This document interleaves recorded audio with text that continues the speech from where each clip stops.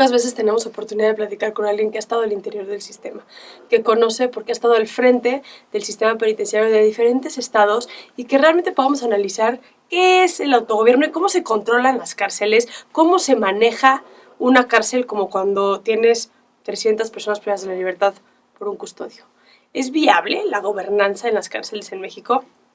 Quédate con Jaime, en el cual tuvimos una conversación muy interesante de este tema. Hola, bienvenidos y bienvenidas a un capítulo experto de este capítulo con Lázaro que vimos respecto a este hombre que nos retrata bastante bien lo que implica el autogobierno, lo que implica el descontrol de los penales, la corrupción de los penales, el desinterés político de los penales, y me pareció muy importante verlo desde una perspectiva, y por eso invité a Jaime, quien es un experto en temas penitenciarios, ha estado en puestos muy altos de diferentes estados en temas penitenciarios, y hoy vamos a platicar en general de esta problemática. Gracias por estar aquí, mi querido James. No, hombre, muchas gracias a ti por invitarme. Siempre es interesante poder visualizar y visibilizar lo que pasa en el sistema penitenciario. Tema que aparte no se habla mucho, ¿no? Es como el tabú. El tabú. Sí, porque el sistema penitenciario siempre es señalado. Es decir, cuando tú hablas con cualquiera persona del sistema penitenciario, siempre es ese eslabón de la cadena de justicia o de seguridad el más oscuro. Sí. Y el más olvidado, donde pasan cosas terribles, sí, ¿no? Pero también pasan muchas cosas buenas. Que lo vimos ayer, o sea, lo vimos con el capítulo que vimos de Lázaro. Así es. ¿Qué opinaste de ese capítulo? Te lo mandé y me pareció interesante para ti porque me pareció que explica muy bien lo que es el autogobierno. Tú has apostado mucho por la reinserción social de pronto. Has estado en puestos que tienen que ver con reinserción social. Y pensé mucho en ti en ese capítulo porque es como si la reinserción social, o esa fue mi perspectiva del capítulo de Lázaro, como la reinserción social se pone en pausa y tiene que sobrevivir el autogobierno, formar parte del autogobierno también, pero luego no es tanta decisión de una persona ser o no ser parte del autogobierno, sino es sobrevivir. ¿Qué opinaste en general, digamos, un poco del capítulo? Mira, para entrar al tema? Lo que dice Lázaro es muy verdad. Es decir, mira, un centro penitenciario es un mundo paralelo al mundo que todos los ordinarios conocemos. Allá adentro pasan muchas cosas, tiene su propia lógica, sus propias dinámicas, su propia naturaleza, y entonces cuando tú llegas a uno de ellos, por un lado te engulle porque estás totalmente aislado del exterior, pero por otro lado es un juego que tienes que jugar sí o sí si lo que quieres es sobrevivir. Claro. ¿No? Y entonces pues, te encuentras en circunstancias complicadas, porque cuando en un penal encuentras autogobierno, quiere decir que la autoridad no está presente y no es la autoridad la que eventualmente inflige aquellos daños a los internos o a las familias de los internos. Recordemos que pues todos los internos tienen una familia, y también las familias eventualmente se ven afectadas cuando los centros penitenciarios están bajo control de la delincuencia. Sí. Claro, ¿no? Entonces es complicado, pero sí me gustaría, si me lo permites, hacer una reflexión muy breve respecto de lo que debiera ser un centro penitenciario, sí, o el sistema penitenciario. Claro. El sistema penitenciario es ese espacio del Estado que debe, por un lado, ¿no? Contener a aquellos individuos que por su comportamiento, naturaleza, etcétera, deben ser contenidos y sustraídos de la sociedad porque le hacen daño. Esa es una realidad. Eso es un poquito o políticamente incorrecto, y sobre todo más en estos tiempos de la hipercorrección política, pero es verdad. O sea, tú tienes que sustraer estos elementos a estas personas que pues le hacen daño a la sociedad. Eso por un lado, pero por otro lado también el sistema penitenciario de sus orígenes, ¿no? Es este elemento de prevención, Sí. pero no prevención desde el punto de vista de que prevengas el delito, sino, como lo planteó Foucault, que la prisión sea el ejemplo, ¿no? Para el resto de la población de lo que eventualmente puede pasarle a un delincuente si infringe la ley penal. Entonces lo estás viendo o lo estás definiendo desde un lugar punitivo. Desde un punto de vista, sí. A ver, aquí viene un debate interesante y lo hemos tenido en la conferencia. De origen, hasta hace unos años, quien se hacía cargo del sistema penitenciario era la cartera de gobernabilidad. Sí. ¿No? Hoy casi todos... ¿Te refieres a las secretarias de gobernación? Las secretarias de gobierno, que tiene que ver con la gobernabilidad y la política, etcétera, ¿no? Sí, que eso déjame hacer un paréntesis para que la gente entienda. Normalmente el sistema penitenciario caía de las secretarias de gobierno, que son como las manos derechas de alguna manera de los gobernantes, sí. Y en la historia moderna de la República Mexicana se han hecho acciones puntuales donde se han pasado estos sistemas penitenciarios a las secretarías de seguridad, y eso ha sido criticado por muchos y aplaudido por muchos. Exacto. También. Yo, más allá de decantarme por una u otra opción, te diría que yo creo que el tema penitenciario ha cobrado una importancia o una relevancia mucho mayor en la cartera de seguridad. Pero porque se ha dejado de descuidar. Porque se han descuidado. O sea, sí, a totalmente. ver, viéndolo desde esta óptica antes pertenecían a la Secretaría de Gobierno, porque como dices tú, es una definición histórica. Michel Foucault lo plantea en sus tesis, que es esta como ejemplo de gobernanza y está puesta en la reinserción social, ¿no? Exacto. O sea, es el entendimiento de que la sociedad ha fallado de alguna manera en tener a personas que cometen estos actos, y entonces te generamos un espacio exclusivo de alguna manera para que puedas reaprender o aprender a vivir en sociedad. Y te puedas reasimilar al salir. Porque además, no olvidemos esa parte. Sí, la reinserción es cuando salen. Sí, claro. No, pero no olvidemos una cosa que a veces la gente pierde de vista, y esto es lo que yo he intentado hablar en foros en los que he podido, hay que cambiar el paradigma, sobre todo de las cárceles. Porque sí, en efecto, ¿no? Lo dijo en su momento México Evalúa. Decía, tenemos sistema penitenciario de odio. Sí.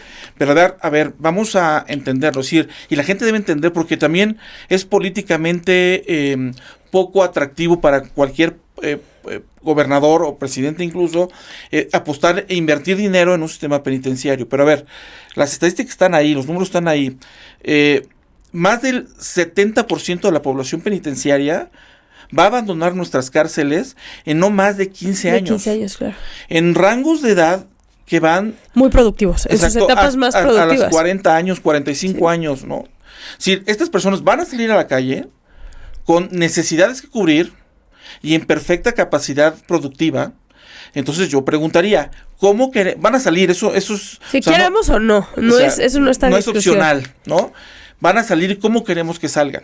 Porque además, a veces en el imaginario colectivo siempre están estos grandes delincuentes como el mocho orejas, el coqueto, todos estos grandes personajes que eventualmente sí no van a salir. No, pues el Mocho Orejas tiene más de 2000 años. 2000 años. Y todos estos, y te puedo decir muchos tantos más, ¿no? Que me tocó recibir.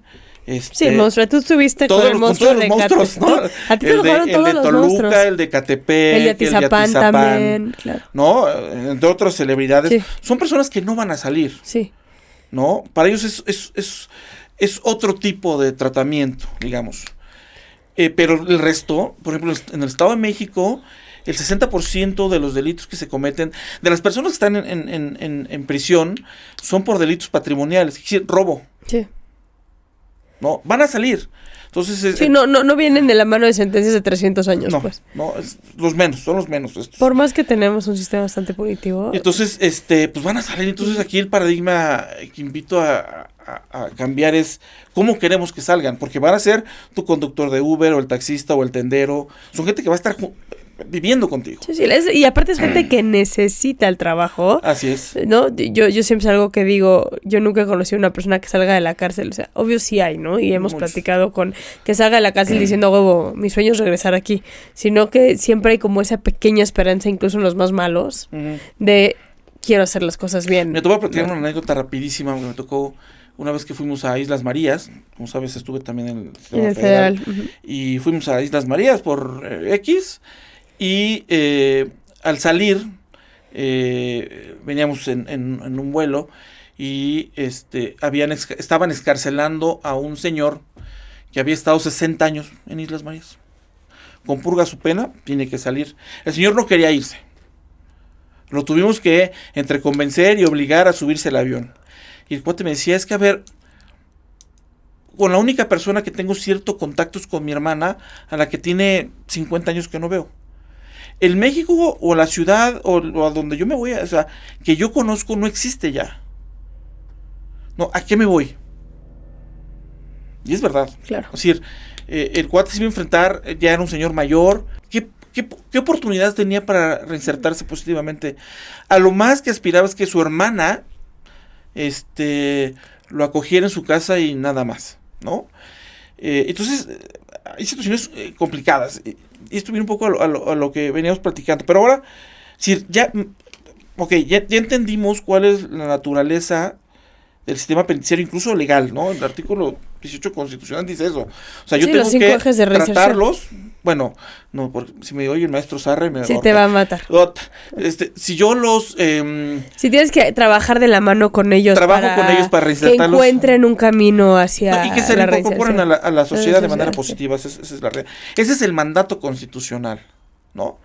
Pero por otro lado, la ley general del Sistema Nacional de Seguridad Pública habla muy particularmente que el sistema penitenciario es parte del sistema de seguridad y de justicia. Pero también, a ver, ese es el hilo de conversación que quiero que también retomemos, porque estabas diciendo, bueno, acabas de hacer la definición de por qué es un tema de gobernanza. Así es. Y después dijiste, bueno, también ya se está yendo hacia temas de seguridad. Sí. Pero eso, a ver, hay una teoría, Jaime, que se basa en eso, o la realidad es que el descuido de muchas décadas. Porque esto del autogobierno y demás, no es que un gobierno llegó y le valió madres y descuidó el sistema. O sea, es muchos años de descuido del sistema. Sí. Ha generado un hoyo negro, como le dices tú, en los sistemas penitenciarios, donde hay un autogobierno brutal y donde desafortunadamente la reinserción queda en segundo plano. Sí. Porque tienes que... O sea, tú no puedes hablar de reinserción si tienes autogobierno en un penal. Punto. Totalmente. Entonces, hoy lo que hacen es, un poco para solucionar eso, es mandan las cárceles al sistema de la Secretaría de Seguridad. Y ya en México el 100% de los estados ya tienen su... Bueno, Querétaro tiene ahí un híbrido ahí medio raro, pero en la Ciudad de México... Baja California también, pero son híbridos, tampoco es como si dependen de gobernanza al 100%. Así es, no, sí. Pero Ciudad de México fue de los últimos estados que adoptó, digamos, el modelo a la Secretaría. Así es. ¿Hay una razón de eso de existir o es a consecuencia de la ingobernabilidad que hay en los penales? Mira, es una buena reflexión y no sé si estoy listo para contestártela. Lo que sí creo es que hay muchas más ventajas. Yo personalmente me decanto por que el sistema penitenciario esté en la cartera de seguridad. Yo también, yo estoy por muchas cosas. Algo que nos tocó hacer en el Estado de México, que fue algo sumamente acertado, porque además, algo que es un problema general en el sector seguridad pública, es que la sociedad está tan ávida de resultados inmediatos, que olvidamos lo importante por lo urgente. ¿Qué es lo importante? Fortalecer las instituciones. ¿Qué es fortalecer las instituciones? Que hacia adentro sean fuertes, ¿no? Entonces olvidamos esto. ¿Qué es hacer una institución fuerte? Bueno, pues entre otras cosas muy importantes que se viene planteando desde el sistema penitenciario federal, donde en algún momento tuve la oportunidad de estar, y al menos desde el punto de vista dogmático sigo teniendo la certeza de que es importante, es construir un sistema de desarrollo policial. Ok. Es decir, que así como queremos que los policías vean en la policía un modo de vida y un sistema y un proyecto de vida, Con para dignidad. lo futuro, Con dignidad. Ajá. así con dignidad, y que tengan oportunidades de ir creciendo, eso no pasa en el sistema penitenciario. En el Estado de México, ¿Te refieres a los custodios? A la guardia de la sí, custodia. al cuerpo de custodia penitenciaria. Sí. ¿No? Hay estados. Y el administrativo también lo metería ahí en esa. Muchas veces también el administrativo, o sea, las psicólogas, los criminólogos del sistema penitenciario están un poco en las condiciones parecidas a los custodios, que es, pues sí, entré a estudiar esta carrera feliz de la vida. Claro. Yo siempre que voy a las graduaciones de los cadetes y de todo esto, portan el uniforme con orgullo. Con mucho, y después ya los ves parados en la lluvia siendo policías de tránsito o sin muchas herramientas de poder hacer muchas cosas, y ahí sí ya valió madre la esperanza, ¿no? Pero como que tú metes a una psicóloga en un reclusorio, cualquiera, donde hay 9,000 PPLs y hay una psicóloga para 9,000 PPLs, se pierde esa dignidad en el trabajo. Sí, esa dignidad y esa utilidad. Sí. Finalmente, pones a una persona que acabará no teniendo el impulso de querer trabajar en el tratamiento psicológico, en el criminógeno, ¿no? Porque están superados. Claro. Pero déjame el custodio. Dirigirme al parte de la custodia, porque además, dentro de todo el sistema penitenciario, hasta hace muy poco, y en muchos estados no pasa, el custodio era casi el paria del sistema. Sí. Hay estados, por ejemplo, que no tienen una escala jerárquica. Es decir, hoy, en algunos estados, el custodio entra con una plaza y con un nivel salarial con el que se van a jubilar en 30 años. O sea, no hay oportunidad de crecimiento. No, porque no existe. O sea, no tiene la manera de... Pero entonces, ¿cómo hay gobernanza al interior? Deja la parte digna de crecer al interior. Pero, por ejemplo, ¿él a quién le responde? Al director del centro. A otro comandante. A otro comandante que eventualmente se le nombra como tal de facto. Pero porque no existe la posición. No, solo hay un nivel custodio, punto, eso se acabó. Está cabrón, eso no sabía, fíjate. Sí. No, que aparte por corrección política no te voy a decir dónde, pero me consta. O sea, seguro Tamaulipas, porque yo he estado mucho en Tamaulipas y en Tamaulipas hay un pinche cagadero que llevan años. Te conté lo que me pasó a mí en Tamaulipas hace años. Con el gobierno anterior. Cabeza de vaca. Con cabeza de vaca, exactamente. Fuimos a Nuevo Laredo. Tuvimos que hacer un estudio de maternidad y paternidad, estudio que tú conoces muy bien porque tú estabas en el Estado de México cuando lo hicimos. Y entramos a Nuevo Laredo, al penal. De entrada nos recibió un director que no era director. Pero aparte hizo mucho énfasis en decir que era el director interino. O sea, como el decir, o sea, sí soy el director, pero no soy el director, claro. ¿No? Pero aparte me llamó la atención que me hiciera tanto énfasis. Claro. Y luego nos pasaron... Es parte de la responsabilidad. Claro. Pero luego entendí por qué. Nos pasaron después a una área en el penal de Laredo, donde estaba como del lado derecho, digamos. Y de repente empiezo a ver que traíamos a puro pedófilo y puro violador. Yo había pedido que fuera al azar, que nos mandaran a PPLs al azar, que tenía que haber de todo. No nos íbamos a meter con la dinámica del penal. O sea, era un tema de maternidad y paternidad adentro del penal. Y cuando veo que de 200 pruebas que habíamos implementadas, 150 eran de pedófilos y de abusadores sexuales o violadores, yo dije, no, me están segregando a quiénes, y esto para mí es autogobierno. O sea, esto es una... Y me puse tantito a la defensiva y le dije al director a ver, ¿por qué me está escogiendo así a estas personas? O sea, es nada más cuestión de que me traiga un poco de todo. O sea, no hay mucha complejidad en lo que estoy pidiendo, con unas palabras un poco más amables. Acto seguido me dice, a ver, aguánteme tantito. Este director que no era director. Y viene, y yo, si no fue hasta que una criminóloga que iba conmigo, como que me hizo así por atrás, como de, güey, pon atención en lo que está pasando. Entra un cabrón, Jaime, no más de 20 años, te lo juro, no más de 20 años, con una santa muerte de ese tamaño, con diamantes, unos tenis Nike Jordan último modelo, y lo sé porque lo vi de abajo para arriba, o sea, yo estaba como que viendo para abajo, con dos cabrones al lado de él, estaban vestidos de civiles, entonces como que no me di cuenta porque...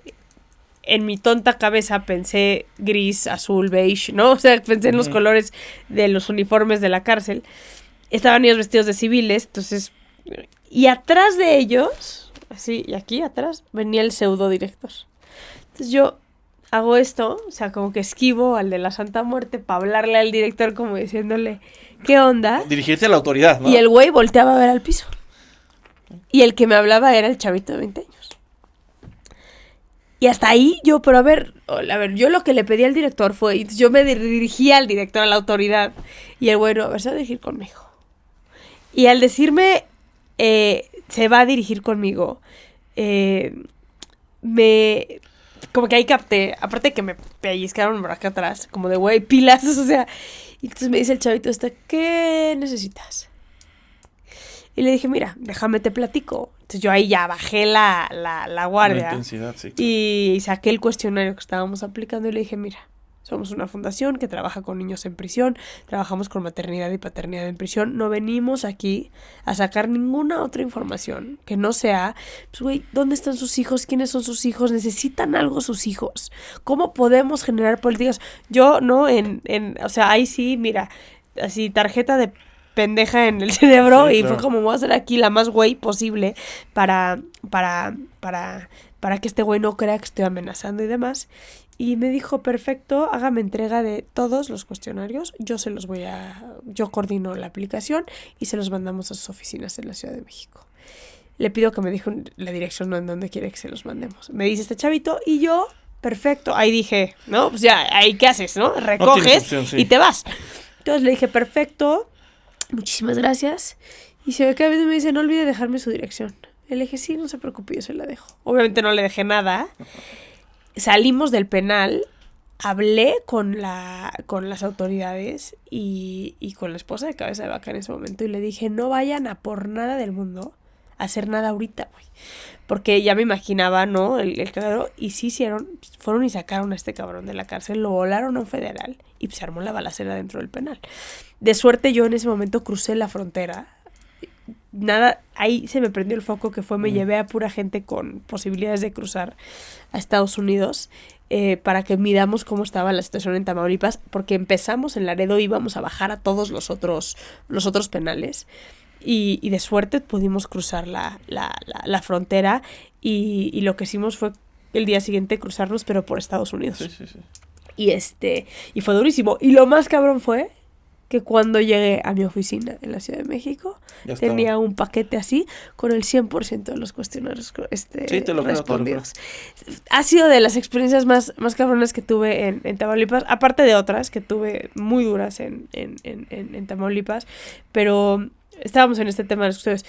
Es que está cañón que haya un custodio con una plaza, o sea, y no aspiren a no hay nada más. ¿Cuál es? Mira, a ver. Pero es que eso parecería lógica, ¿no? Sí, pero además, en este sistema, el rango de edad de los custodios está por encima de los 50 años.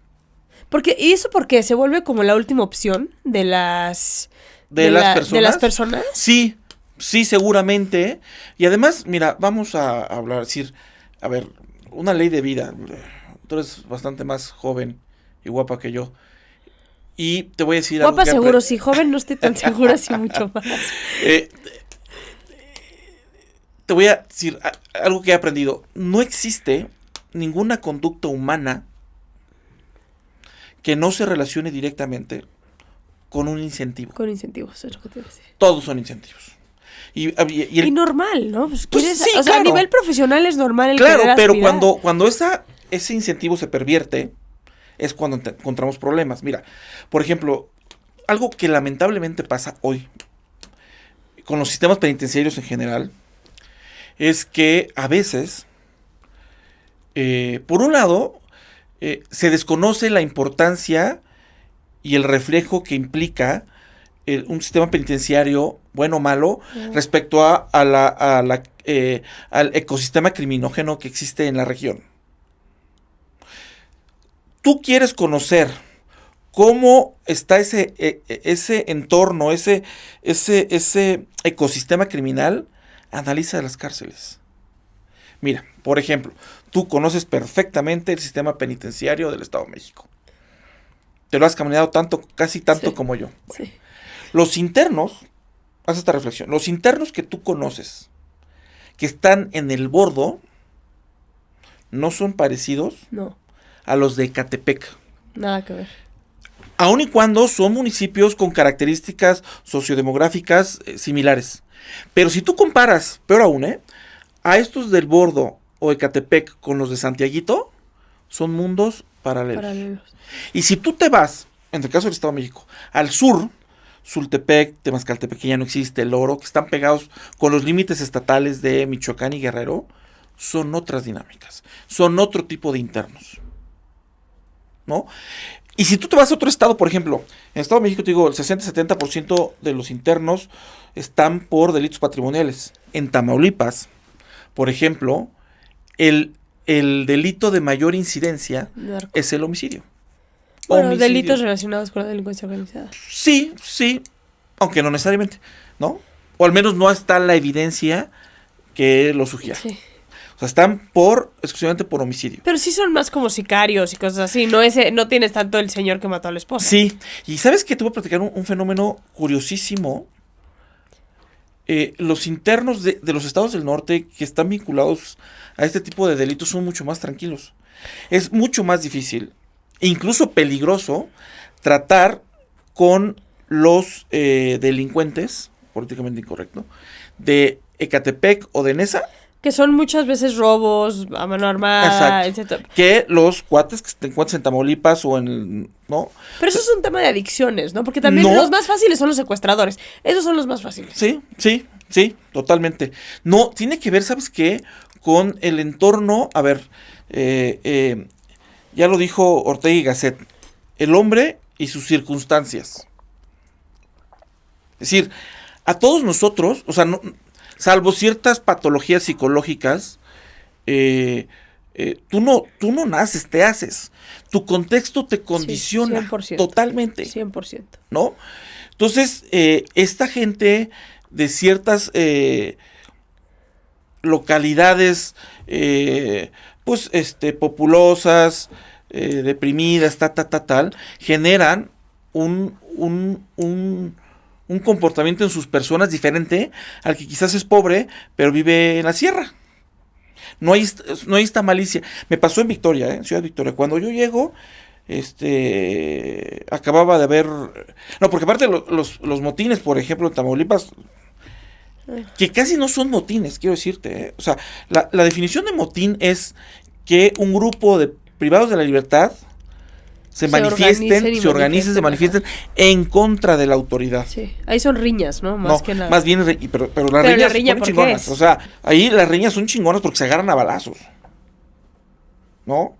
Obviamente tú como tercero en discordia, lamentablemente tú como autoridad, pues tú entras. A mí me tocó, te voy a platicar una rapidita.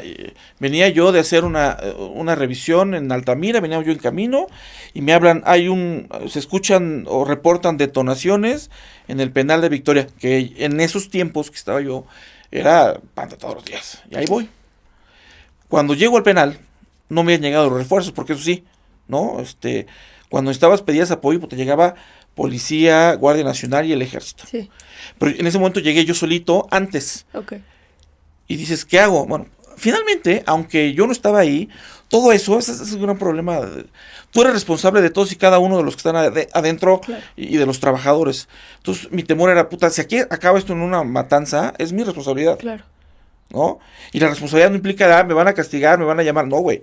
O si me encuentran algún mínimo de responsabilidad, yo acabo, me sigo quedando en el sistema penitenciario nomás con un uniforme completo, diferente. Claro. Entonces, pues, ¿qué haces? Entras. Y me encontré igual, así, entras y literalmente 300 internos queriendo linchar a los otros. Y los otros en su dormitorio totalmente atrincherados. Sí. Y ya me conocían, ya tenía yo algunos meses, ya había ido muchas veces, me reconocían.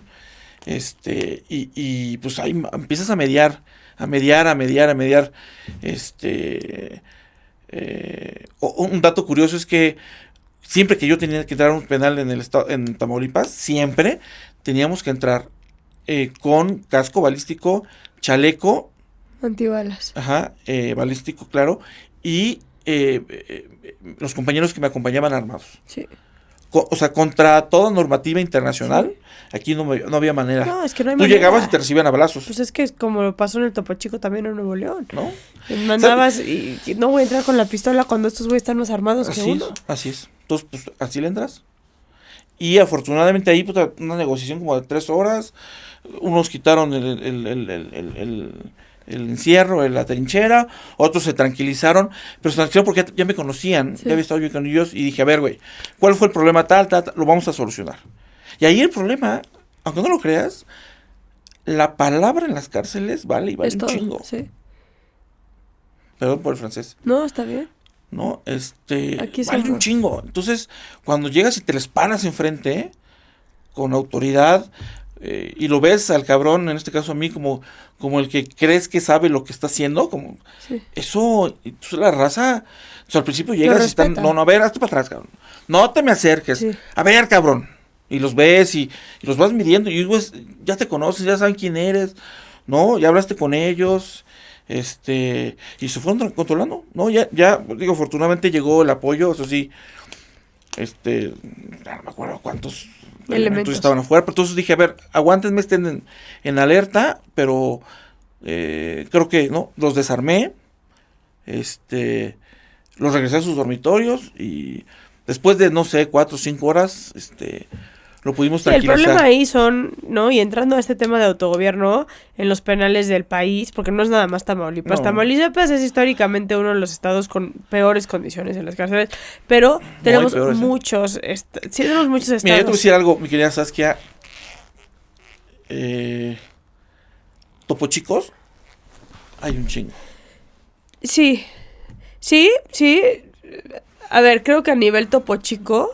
Híjole. Pero es que el problema del autogobierno es podemos decir que hoy hay autogobierno o el famoso cogobierno, que lo detesto porque no existe. No, sí. No. Los penitenciaristas lo han adaptado a conveniencia. Pero un penitenciarista, y perdóname que te lo digo así, pero un penitenciarista hable de cogobierno es el acto más hipócrita y mediocre que he escuchado en mi vida. ¿Por qué? Porque es aceptar que no tienes gobernanza sobre tus penales. Es aceptar que no tienes las facultades a título personal y a título institucional para controlar tus centros, y tienes que recurrir a la negociación para tener mandos sobre tus centros. Eso está cabrón. Y lo hemos normalizado, el concepto de cogobierno, cuando es o tienes o no tienes control de un centro. A ver, podemos discutir, en parte comparto contigo, coincido contigo, pero a ver, vamos desglosando un poco qué es el sistema penitenciario, y incluso antes de llegar porque a ver, hay un tramo entre gobierno y autogobierno, y hay etapas. No, se puede digerir en etapas, pero mira, por ejemplo, es que es muy complicado, pero te diría, si a mí mañana, que ojalá así sea, ando sin chamba, mañana alguien me dice, oye, te invito a que colabores con nosotros para y que sería muy dirijas... afortunado el estado que te lleva, la verdad. La verdad, mi querido James. ¿Quieres, ayúdame como titular del sistema penitenciario? Lo primero que le preguntaría incluso al gobernador es, ok, ¿qué quieres? Sí. Porque de ahí radica los elementos que vas a tener. No vamos tan lejos. Ese fue una reflexión que le hice a alguien cuando me invitaron. Dije, a ver, solo piensen en el exgobernador de Nuevo León, apodado el Bronco. El Bronco. Al cabrón se le recordó durante toda su gestión por el motín de Topo Chico. Sí. ¿No? Entonces, si tú hoy, y casi cualquier sistema, salvo algunos que de veras conozco y que son buenos y que les reconozco mucho, y lo hago, por ejemplo, un Guanajuato, un Querétaro, sí. un Aguascalientes. Un Nuevo León mismo, después de Topo Chico. Sí. Bueno, pero no al nivel de estos, pero además, también hay que entender la dinámica, Sí. O sea, son bien pequeñitos, o sea, todos estos centros, estos sistemas no tienen ni 5,000 internos. No. En No el es lo mismo Estado de México o Ciudad de México. Estado de México. Ciudad de México y Estado de México albergan, entre los dos, nada más para que la gente lo sepa, y sé que tú lo sabes perfectamente bien, Sí. el 47% Así de la es. población penitenciaria de Así todo es. el país. Así Entonces es. no es lo mismo controlar Edomex o CDMX Sí. a controlar cualquier otro estado. Claro. Sí, totalmente. Son los sistemas más grandes incluso. Y el federal que tiene muchísimos más recursos, o al menos así me quedé yo, y capacidades. Pero yo les preguntaré, ¿qué quieren que hagamos? ¿Y hasta dónde estás dispuesto? Porque va a haber un costo Altísimo. social y político si a mí me piden, no, vamos a Tomar control. controlar los penales. Órale. Se puede ir de manera paulatina, a tramos. Con el Estado de México sí lo hicimos. O sea, fuimos un gran equipo. Con Palma también ahí Sí, estaba, sí, él ¿no? era mi jefe. Sí, O sea, en estricto sentido, gran persona Manuel Palma. sí, también. claro, mi jefe, lo aprecio muchísimo, mis respetos para él, porque él siendo mi jefe, pues él ponía los límites. Él y yo planeamos un plan de trabajo, hicimos un diagnóstico, y yo en la parte más operativa que en teoría era mi función, yo era el titular del sistema como tal, era mi jefe. A veces tú en un sistemas como estos te ves engüido, te come la operación, entonces siempre estaba alguien, a ver, no, sí, es chingón, esto es importante, pero ¿y esto qué? Sí. Y es por eso que pudimos avanzar, porque yo tenía un jefe con miras muy claras. Pero ahí también, eso que está haciendo es importantísimo, porque no nada más era Palma, era Rodrigo Martínez Ellis en ese Sí, momento, claro. quien también, que pasó algo parecido en Ciudad de México con Omar García Harfuch, cuando quita a Sael Ruiz y pone a Reyes como subsecretario del sistema penitenciario, se hace una línea muy puntual, estratégica, cosa que, por ejemplo, Sael no tuvo en la Ciudad de México cuando dependía de gobierno. Así es. Era como que a Sael le reportaba a alguien lo que se iba a hacer, no había una instrucción directa y Asael hacía lo que podía con los elementos que tenían. Cuando lo Esa pasas- disociación entre la cartera de gobierno y seguridad, es decir, al secretario de seguridad le podía pegar, pero de manera indirecta, lo que podía pasar en un penal. Sí, Entonces, pues el secretario de seguridad decía, pues yo tengo otras prioridades, sí. aquellos que se hagan bolas, cuando lo pasan para acá, Sí, ya es ¿no? mi problema. Pues ya es mi problema. Claro. Y entonces ya tienes todo el apoyo y toda la carga de seguridad, que no es menor. Y no nada más hay que decir, o sea, no nada más hay que decirlo así, Jaime, pero hay que decirlo como es. Hoy por hoy en los autogobiernos de los penales, sí necesitas entender que, tú lo has visto, extorsiones, secuestros, homicidios, se operan desde adentro de la cárcel. Sí. Entonces, hablar de una estrategia integral de seguridad tiene que conllevar sí o sí el sistema penitenciario de este Totalmente. país. El sistema penitenciario haría sentido en la Secretaría de Gobernación o de Gobierno siempre y cuando haya control absoluto de los penales y se pueda enfocar únicamente en la reinserción social, cosa que hoy no es una realidad en este país. Pero aún así, aún en ese supuesto, que es como por ejemplo pasa en los sistemas, los centros federales, necesitas que opere un equipo de inteligencia. Sí. De los centros penitenciarios hay muchísima información que sale y que se puede utilizar y hay que aprovecharla. No, aún en esos escenarios el componente de seguridad sigue presente. Sí. Pero bueno, regresando al tema de, yo les pregunté, ¿qué quieres y aquí estás dispuesto a dar por el Claro. sistema penitenciario? Entonces la mayoría yo creo que casi ningún gobernador. Déjame te aclaro lo que acabas de decir porque no se vaya a malinterpretar. ¿Qué estás dispuesto a dar? No es en un tema de... No, sí, es, claro. Aquí hay que... En recursos. Sí, no me puedes pedir que tome control de los penales cuando tengo un custodio por cada 300 PPLs que aparte pues, no están preparados para tomar este tipo de decisiones, cuando tengo condiciones así. Y no quieren, ¿eh? Y Eso no también es quieren, cierto. exacto. Y además, y a veces no es solo Pero entrarle de manera integral y Sí, con no. recursos y muchas veces también Con un con costo la político. decisión de un costo político que termina siendo positivo. Pero es como una balanza, ¿no? Es como viene el madrazo y luego los números son brutales. Lo que Así se es. hizo en Nuevo León, lo que se hizo en Chihuahua, muestran como números muy puntuales, Querétaro mismo también, muestra números muy puntuales de la disminución de la delincuencia al Claro. exterior de los centros, Sí, totalmente. gracias a que se gobernaron Totalmente. los penales. Ese es un problema y no lo entienden hasta que estamos ahí. O sea, el centro penitenciario o el sistema penitenciario lo ven como ese polvorín que en cualquier momento va a estallar. Entonces a mí siempre preguntan, bueno, ¿qué vas a querer? Pues mira, que no haya bronca, entonces lo que haces es administrar el estado quo, como está. Solo que no hay escándalos, que no maten. Pero entonces, ¿qué pasa con aquellos sistemas? Te voy a decir, el caso del Estado de México, hay un estudio y es público, sobre cuántas llamadas de extorsión salen, ¿no? De los penales. El Estado de México está muy lejos, no está ni a mediana tabla. Aun y cuando tiene una población de 36,000. Pero a ver, ¿cómo miden porque yo cada que voy a un penal con un vehiculito, ¿no? Que se mide el espectro radio no sé qué. Entonces somos capaces de identificar números, tiempo de llamadas, tal, con una suerte como de escáner muy sofisticado. Pero tiene que haber denuncia, ¿no? Para ello. No, eso fue un estudio que se hizo, parece ser que por petición de la conferencia o algo así, a la IFT, al Instituto Federal de Telecomunicaciones. Si mal no recuerdo, por ahí surge, y entonces se tienen estos equipos súper sofisticados y se hace esta medición. Y pues sí, el Estado de México estaba, bueno, no voy a decir quiénes estaban arriba, pero el Estado de México está muy, muy lejos de los primeros, pese a lo que se puede creer. Normalmente son los del norte, ¿no? No, bueno, no. Por otro lado. Tal vez una red que no se ha querido combatir las extorsiones. Y aquí exacto, cuando nosotros llegamos a Estado de México, bueno, sí, en efecto, el maestro Rodrigo Celis le dio una continuidad tremenda, pero iniciamos con la maestra Maribel Cervantes. Sí. ¿No? Una profesional de la seguridad y que conocía el tema de la inteligencia penitenciaria desde Policía Federal. Entonces entendió el fenómeno y tuvimos todo el apoyo. Entonces sí, eso sí fue como línea nuestra. Te recuerdo perfecto, con el doctor Palma acordamos en una mesa un día, a ver, vamos a hacer una cruzada contra el tema de extorsión telefónica.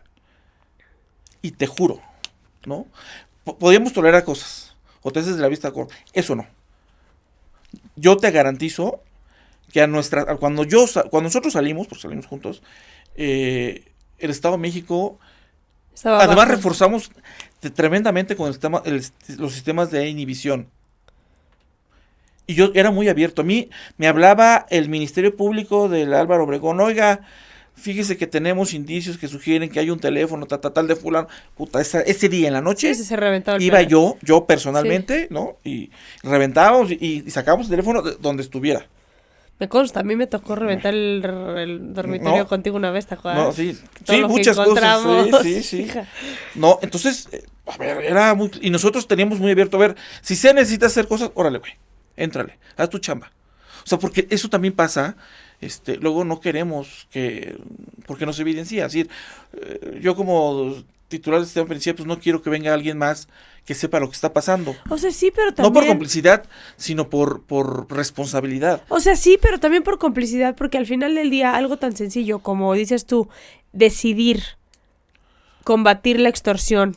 Y cuando decimos extorsión nos referimos a esas llamadas que todas las personas que nos están viendo recibimos, porque todos recibimos esas llamadas de desde mamá, pero también ahora ya las que están súper de moda con los bancos y que te... Sí, hay una sofisticación tremenda. No mames, o sea, ya te ponen grabaciones de bancos, o sea, es una cosa impresionante. Pero también es el decir, le voy a apostar a esto para que el día de mañana, de la mano de mi secretario de seguridad y de la mano de mi gobernador o de mi gobernadora, pueda decir, se disminuyó en un 50% las extorsiones, el delito de extorsión en este país. Porque al final sí tienes un grupo de ciudadanos denunciando. Mira, es que ¿sabes qué? A veces vuelvo a lo mismo. Mira, yo con toda la experiencia que ya tenía cuando llego a Tamaulipas, si a mí se me hubiera encargado hacer esta cruzada, tengo que decirlo, pero era materialmente imposible. No hay manera. En Tamaulipas son de esos estados donde tienes que tomar control de los penales de manera integral. El autogobierno de los penales de Tamaulipas no lo estás diciendo, lo estoy diciendo yo. Porque luego ya los conozco. Yo no dije la chinga. Yo lo estoy diciendo. A mí me ha tocado. A mí me tocó ver cosas en Tamaulipas durísimas. Cuando trabajaba yo en la Policía Federal en antisecuestro. Cómo se secuestraba desde dentro de las cárceles del penal de Tamaulipas.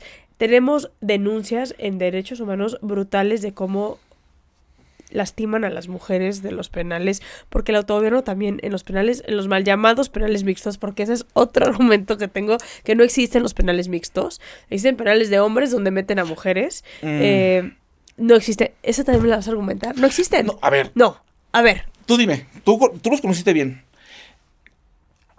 ¿Cómo te voy a acabar? Bordo Ya estoy Neza, viendo cómo te un estoy... Santiaguito, un mismo Ecatepec. Las zonas... Santiaguito, a ver, órale, te voy a Todo, acribillar, nada más, Jaime, con no, este comentario. es que, no, lo que quiero es... Ecatepec, tú los escogiste, no los escogí yo. Espérame, Ecatepec, ¿cuánto? ¿dónde está el área médica de Ecatepec? Sí. Ajá. ¿Dónde está la mesa exploratoria ginecológica en el penal de Ecatepec? Pues en el consultorio. No es cierto, no existe. No existe porque es un penal médico hecho para hombres. Ok. Está del lado de los hombres. ¿Dónde están todas las áreas deportivas? ¿Sabes a qué me refería? Sí, eso tiene razón. No, sí. Es que no existen los penales mixtos. Existen segregaciones que se hacen. No, pero en penales de hombres a lo que quería llegar es con voluntad.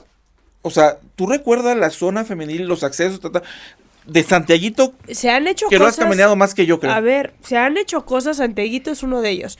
En Santiaguito, el famoso WhatsApp que tenían de cómo se comunicaban y cómo prostituían a las mujeres en Santiaguito, esa segregación que hicieron ustedes, esa caminata que hicieron ustedes, o sea, los esfuerzos de segregación de las mujeres se hacen. Sí. Y más porque en la Conferencia Nacional del Sistema Penitenciario se firmó un acuerdo donde ya tenían que haber penales exclusivos de mujeres. Ahí es donde estoy del lado de ustedes, 2016. Donde digo, ustedes hacen...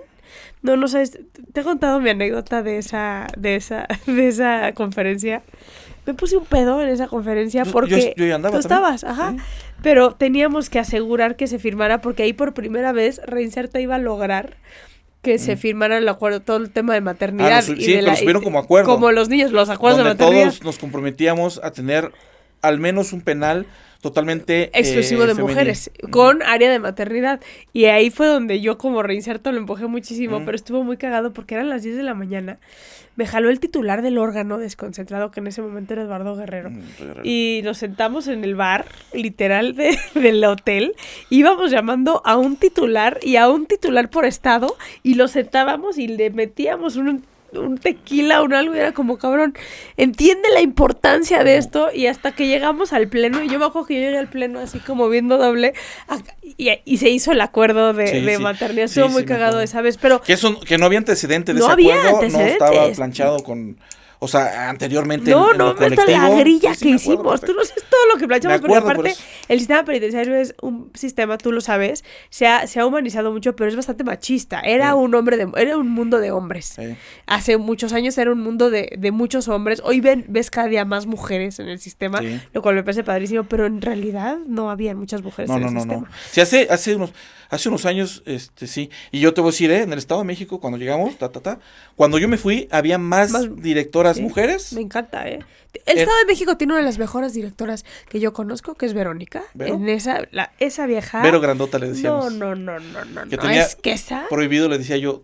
Cuando tengamos eventos, Vero, prohibido que vengas con tacones. Sí, porque o sea, no me gusta que me veas para abajo. Pero aparte te maneja el tacón y se camina el penal en chinga taconada que dices, güey. No, pero esa vieja es una, mira, mi respeto. ¿Conoces? Bueno, también, sí, gran directora. Pues, ¿sabes quién?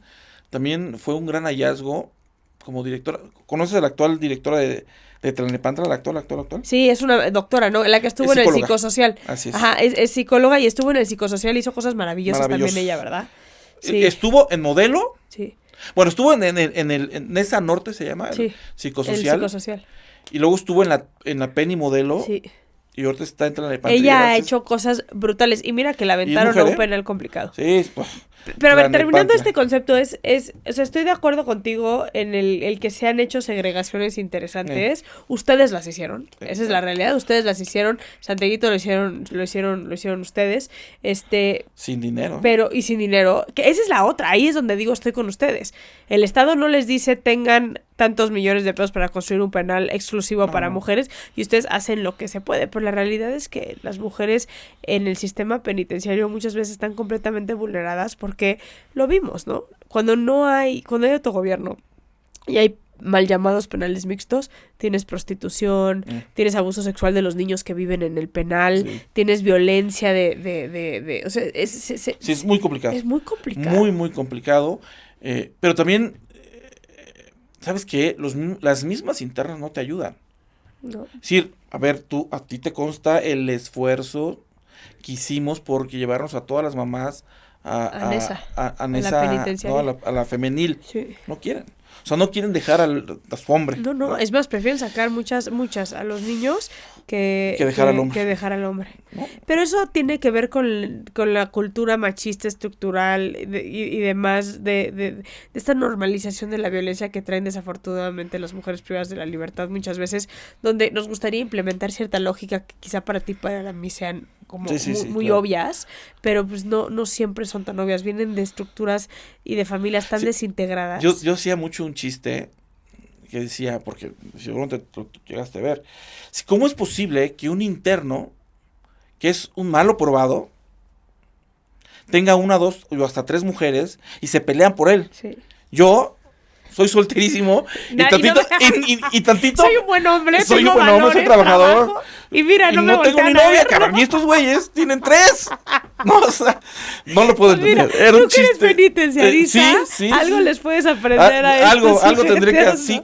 No, a mí me tocó ver una vez afuera de un reclusorio una madriza entre una esposa y una amante. Ay, puta clásico. Porque aparte se vio, yo venía saliendo, fue muy cagado porque veníamos como que ella venía saliendo, eran épocas dicembrinas, y ella venía con las famosas piñatas que hacen dentro de la cárcel, ¿no?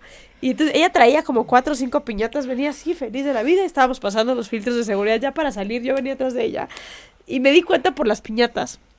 De repente levanto la mirada ya en la explanada del exterior del penal, levanto la mirada y veo las piñatas volando y la esposa, claro. Se ve que alguien le dio el pitazo a la esposa de que el amante y la chica, y se estaban o sea, no nada más tienen varias mujeres, se pelean por ellos. Sí, claro. Tú y yo tuvimos un momento que yo he contado mucho públicamente y quiero aprovechar para volverlo a contar porque que es, quiero hablar de tu valentía y quiero hablar de tu fortaleza. Y más que nada ese día, ¿sabes qué me demostraste? Tu transparencia. Eres un cabrón. Y dentro del sistema penitenciario no hay muchos de ellos que son personas transparentes y personas apasionadas y que conocen el tema.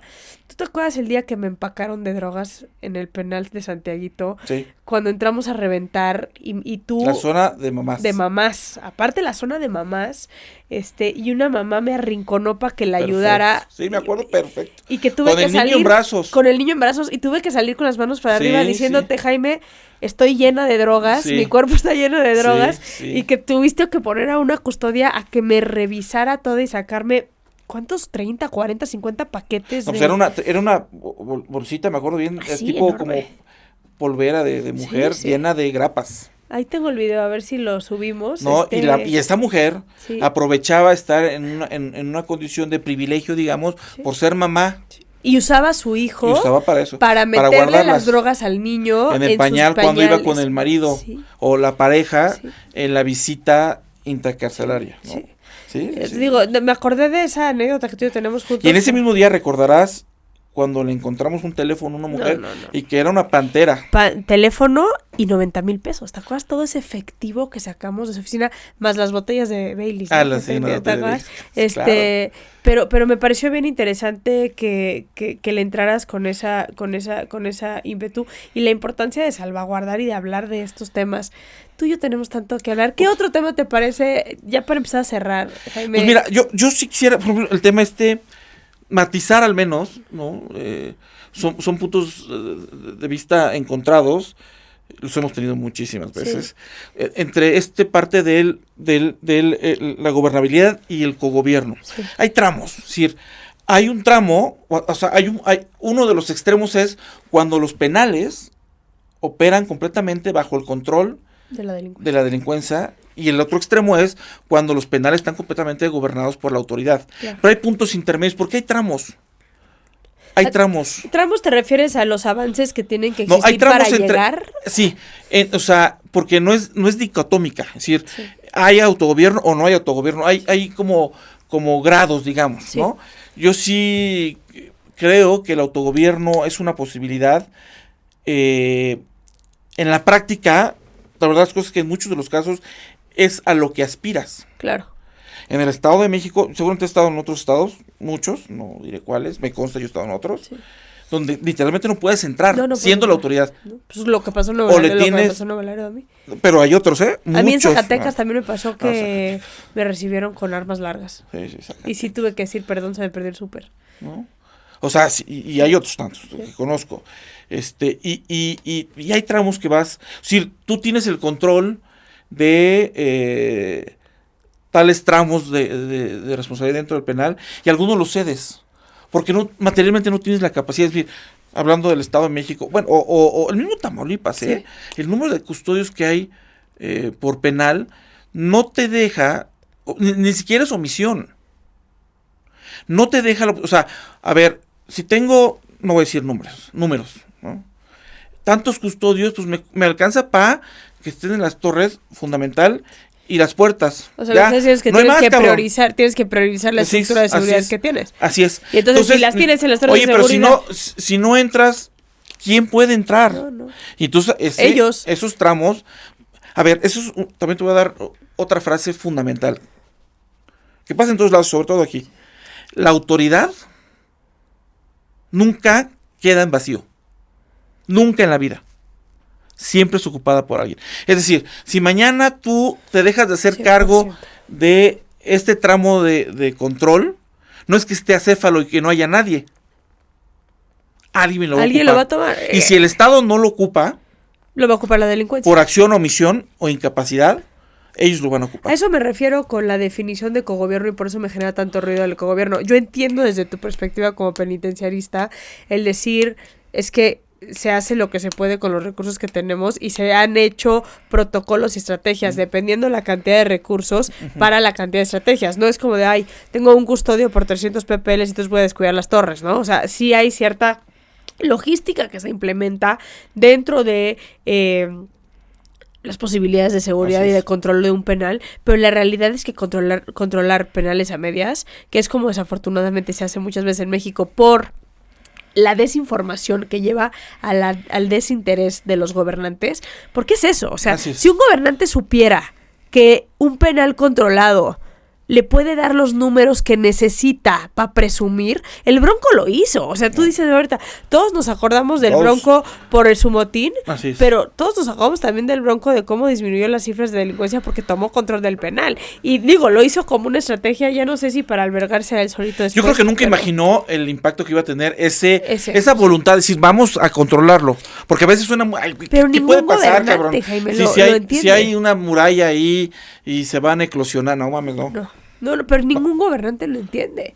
Y aparte, no nomás no lo entiende, pero aprendemos poco. O sea, en ¿Sabes qué es Chihuahua hoy peor? tiene los peores penales. Y Chihuahua en su momento, en el 2012, eran penales modelo. Bueno, a ver, era muy malo. Después Muy buenos. lo retomaron muy bien, había un gran control. Me acuerdo, ese penal de Juárez era una cosa Terrible, de escándalo. pero de escándalo. Tenías todos los grupos delictivos ahí adentro matándose diario, Bien. y después, y lo digo por conocimiento de causa, a mí me tocó estar parada en la azotea del penal de Juárez, viendo perfectamente la división y la clasificación que había entre pandillas, los artistas, los michotes, o sea, todos. Sí, Pero, y luego se descuidó. claro. No hace más de 2 años se fugó Sí, claro. un durísimo de Aquiles Cerdán. Sí, al que fuera titular le duró el gusto 1 año y medio por lo Sí, mismo. Y ni siquiera cosa de él. Pero bueno, esto es así. El tema es, ¿sabes qué? O sea, sí es crítico que el gobernador no lo sepa. Porque, bueno, finalmente alguien que llega a esas posiciones, son tantísimos los temas. Sí, que no puedes ¿No? enfocarte al 100%. Pero, ¿sabes qué sí es grave? Cuando llega un secretario de seguridad Y le vale más. y tampoco, hasta que le estalla el primer momento. Entonces, güey, ¿qué está pasando? No, pues, ¿no? Que eso Y pasa van y los mucho. conocen. Que estamos en esa transición, porque los secretarios de seguridad pública hoy en día pues no están acostumbrados a que el sistema penitenciario depende de ellos. Así es. Yo lo viví con Harfush y Harfush, yo me senté, es mi amigo y lo digo abiertamente, nos sentamos él y yo y me dijo, le quiero entrar a este tema. Y en su momento tengo poco conocimiento al respecto, ¿eh? Y lo que hizo fue empaparse de penitenciaristas, empaparse de gente cercana que supiera el tema y entendió lo valioso, lo Totalmente. mismo le pasó a Rodrigo Martínez Elís, Sí. entendió lo valioso que es el conocer todo lo que se puede hacer en materia de seguridad del sistema penitenciario. Porque un secretario que no le importa es un secretario que está luchando afuera lo que puede controlar adentro para que se controle lo de afuera. Tú preguntas así cuando vayas a los secretarios, no voy a decir, ¿cuántos de los secretarios hacen giras a los centros penitenciarios? .01. O sea, es que es... A mí me tocó con también con Maribel Cervantes un par de veces, pero me acuerdo en el caso del jefe Celis, un 1 de enero me dijo, nos vemos en tal penal porque quiero felicitar a mis compañeros custodios. Me dio una felicidad a las 9 de la mañana ir el 1 de enero, ¿no? Con el jefe Celis. Y con él fuimos a muchos centros. Y aquí estás hablando de Celis. Tlaxcala, por ejemplo, la gobernadora se da sus vueltas en los penales de Tlaxcala. Lástima que el secretario que tienen es un corruptazo ahí que trae los negocios sabidos y por haber en el sistema penitenciario de Tlaxcala, pero la propia gobernadora se ha parado de sorpresa varias veces en los penales de Tlaxcala. Gobernadora, ¿eh? Sí. Yo creo que cada vez hacemos más ruido, yo creo que cada vez se visibilizan más estos temas, yo creo que cada vez hay más ejemplos de por qué sí a la gobernanza, por qué sí a la reinserción social, y creo. O sea, no sé tú cómo lo ves, pero hemos avanzado un chorro. Sí, por supuesto. Los sistemas penitenciarios hace 10 años, todos, hasta los peores, han avanzado, unos más, otros menos. Sí tiene que ver mucho con la voluntad política, pero también quienes los lideran. Cuando fundamos Reinserta, Mercedes y yo, el 80% de las mujeres estaban en penales mixtos. Hoy por hoy, el 60% de las mujeres están en penales exclusivos de mujeres. O sea, sí... Eso hablando de números, eso hablando de números de mujeres, más otras tantas cosas que ha habido. Duda, claro. O sea, los servicios médicos, la alimentación. Sí, este es un ejemplo claro. De cómo se ha mejorado el sistema. Y claro, tiene que ver con la voluntad política, pero a ver, también aquí se presta a otra reflexión, es decir, ¿por qué existe el autogobierno en los centros penitenciarios? ¿O por qué la autoridad cede ese control o ese tramo de control? Porque también podemos satanizar siempre a los penitenciaristas que son tontos, corruptos y pendejos y todo lo demás, ¿no? Y no es tan simplista la explicación. Y volvemos un poco a decir, no voy a decir el nombre, un buen amigo titular de un sistema penitenciario muy limitado, me decía que el médico con el que él contaba en un centro penitenciario que era uno de los más grandes de su estado, no había médicos. Y entonces él recurría a un interno que era médico militar, claro, ¿no? Que sí. Que estaba dentro por delito X, pero era médico, o sea, antes de entrar él ejercía y era su médico. Qué buen ejemplo acabas de dar, porque yo creo que la base del argumento, y me fui muy dura contigo hace ratito con el tema de la cogobernanza y de los planes mixtos, pero lo que tú dices es muy importante, sigo sin estar de acuerdo, pero es muy importante con lo que dices, que es el que se hace lo que se puede con los recursos que se tienen. Y esto es un ejemplo muy particular. Hoy por hoy, en el sistema federal, o sea, ahorita tenemos... Es que tú y yo podemos hablar 6 horas, güey. Claro. Tú sabes lo que está pasando en el CPC 16, todas las mujeres que se están quitando la vida y demás. Bueno, y vaya penal. Vaya penal. Te tienes que mover en camioneta. Yo he tenido la oportunidad, de estar en penales de otros países, incluidos Estados Unidos. Sí. Y de los que yo he visto en Estados Unidos, no se acercan a los 16 federales que tenemos hoy día. Sí, los 15 penales federales que tenemos en México, 17, pero 2 que todavía no están funcionando al 100, son brutales. Las instalaciones son una cosa que, hay que decirlo, están bajo este ejercicio de la privatización o la semi-privatización, pues, que le dicen, otra vez con el con el medias de algo. Ajá. Pero a lo que iba es que ya se me olvidó lo que iba a decir. Ya se me olvidó. Perdóname. No, ya me acordé. El CPC 16, por ejemplo, las plazas de médicos a nivel federal, en el órgano desconcentrado de readaptación social, son vacantísimas. 14,000 pesos. Y en el órgano, las cárceles, a ver, imagínense a quienes nos están escuchando, imagínense a la gente, los penales federales no son como los estatales. No. Quienes trabajan en los penales federales normalmente viven dentro del penal federal porque están aislados, porque están lejos de sus casas y tienen jornadas como de 3 semanas por 1 semana de descanso, etcétera, etcétera. Siempre hay un riesgo, ¿eh? Y el riesgo, los matan. Lo hemos visto, ¿no? Estas pancartas que han puesto afuera de los penales amenazando y cómo han matado a custodios, terribles terriblemente cuando Federales van a sus estatales, mira, casas. por ejemplo, hace rato te puse el ejemplo Pero, de... pero déjame terminar esa idea, Perdón. pues, ¿quién va a querer trabajar como médico? O sea, estudias 8 años en promedio, ¿no? De tu vida para ganar 14,000 pesos y estar lejos de tu familia, estar lejos. No, y además en ese ambiente, ¿eh? Aparte, súmale. Mira, contraté un médico en un sistema, lamentablemente era una chica, pues era casi egresada, pero pues ya había estado como dicen esto, con los médicos, Cuando hace están en sus hospitales, prácticas, sí, y así, sí, ajá. tienen un nombre, bueno. Y llega y le toca una riña, y tiene que atender a 3 internos de riña, Sí.